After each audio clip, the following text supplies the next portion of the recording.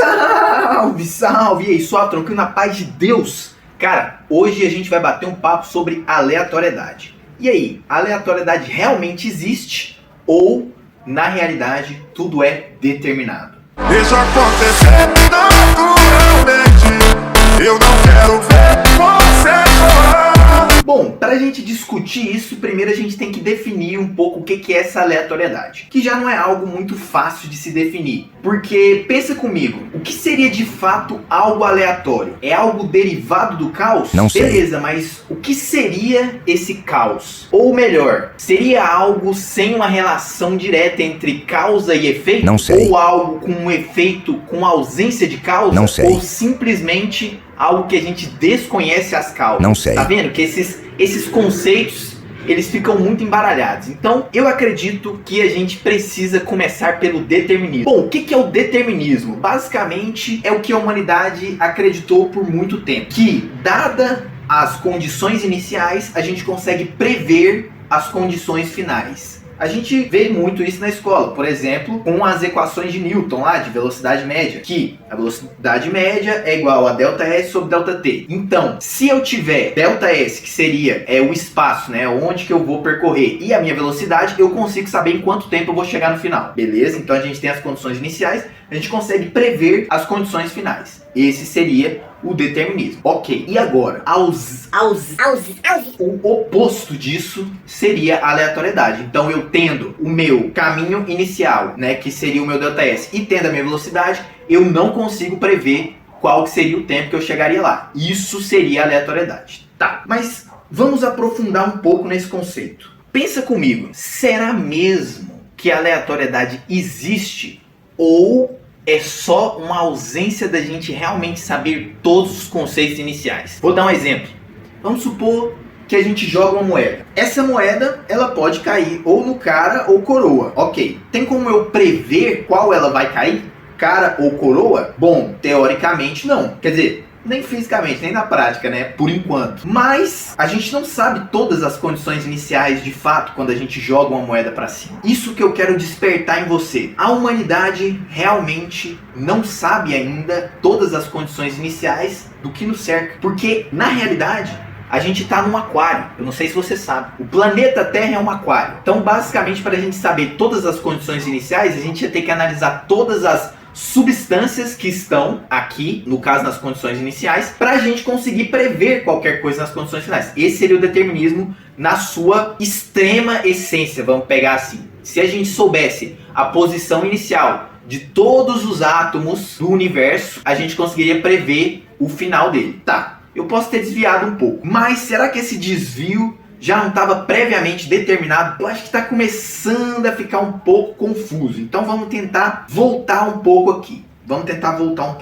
Vamos pensar num número aleatório. Eu sei que você deve saber que o seu computador tem a capacidade de gerar números aleatórios. Não sei. Mas será que são mesmo números aleatórios que ele gera? Eu posso te afirmar que não. Porque o computador, ele age com fórmulas matemáticas. Tudo que ele faz depende de fórmulas matemáticas.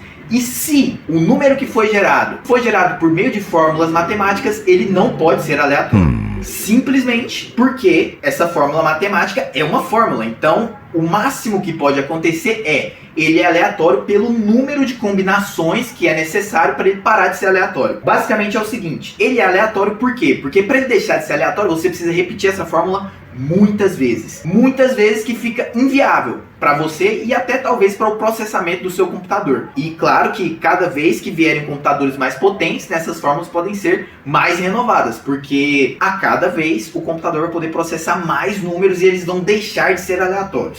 Eu sei que isso está começando a ficar muito confuso, mas vamos pegar o seguinte, um computador com uma fórmula matemática gerou o número 5 e depois gerou o número 3. Um computador inferior não teria como saber que ele ia gerar o número 5 nem o número 3. Agora, se fosse um computador superior de processamento, ele poderia gerar essa equação matemática várias vezes e poder sim prever o 5 e o 3 naquele momento. Tá começando a entender um pouco? Eu sei que não, mas vamos lá, foca comigo. Então, Nós sabemos que os números gerados aleatoriamente pelo computador não são aleatórios. Eles são aleatórios por conta do espaço amostral ser muito grande. Ou seja, a gente tem que repeti-los várias vezes para eles deixarem de ser aleatórios. Então, se a gente não tem aleatoriedade no computador, vamos buscar aleatoriedade na nossa realidade. Para isso, eu acho que a gente poderia pensar em fenômenos. Um fenômeno que a gente ainda não consegue prever seria o fenômeno dos fluidos.